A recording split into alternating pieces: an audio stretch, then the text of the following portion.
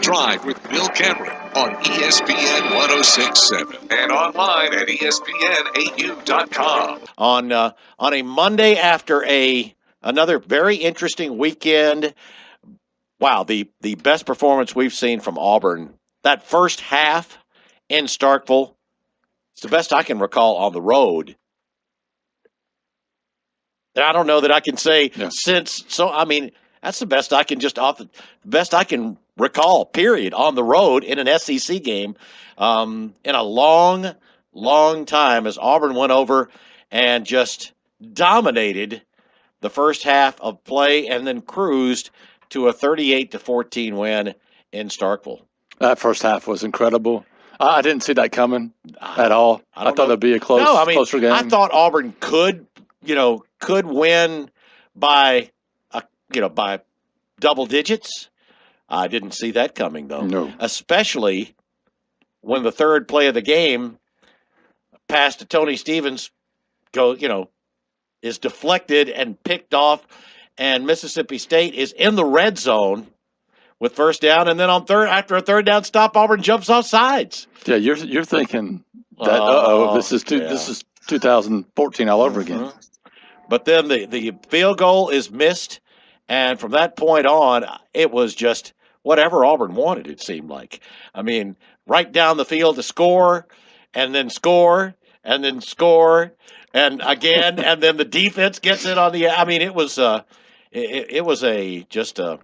tremendous performance by Auburn's offense and defense in the first half. 335-91, I think, was the total offense at the half.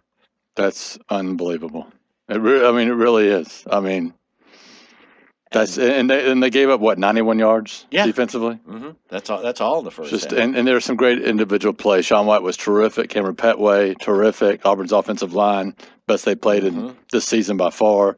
The defensive line, Carl Lawson, Montravius Adams, Marlon Davidson, and then especially the secondary. They tried to test out Carlton Davis, which was a big mistake. Yeah.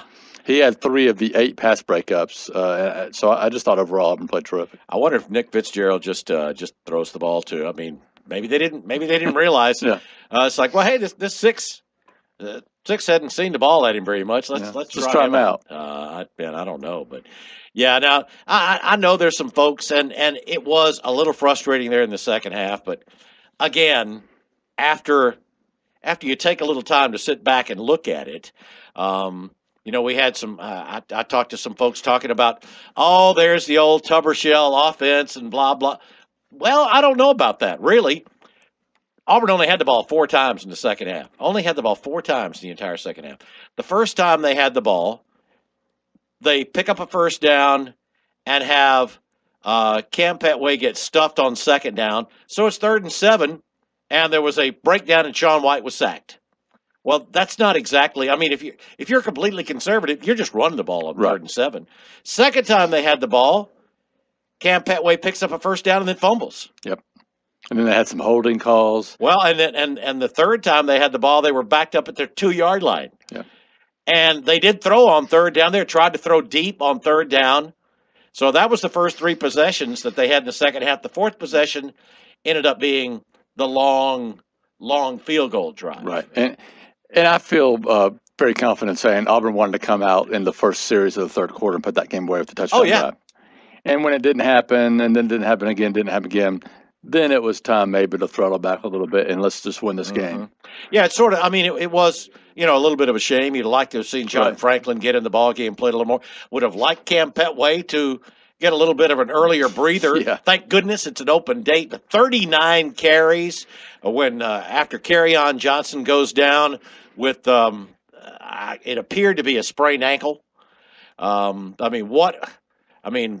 talk about saddle him up and just ride him, and he kept just pounding and pounding. You could see him gassed. Yes. I thought there in the second half.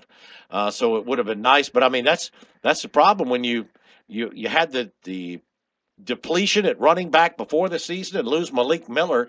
Here's where Malik Miller would have been a huge addition to just stay in there and keep pounding. He's the guy you wanted in there because they're running between the tackles so effectively. Hopefully hopefully carry on back for the Arkansas game. Saw where Coach Malzahn said in Birmingham today that that they don't think it's serious and they hope he's back for Arkansas, but we've heard that before. Right.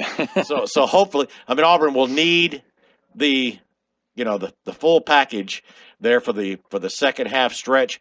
But you talk about going into an open date on an up note, there's no question about that. That's what Auburn had.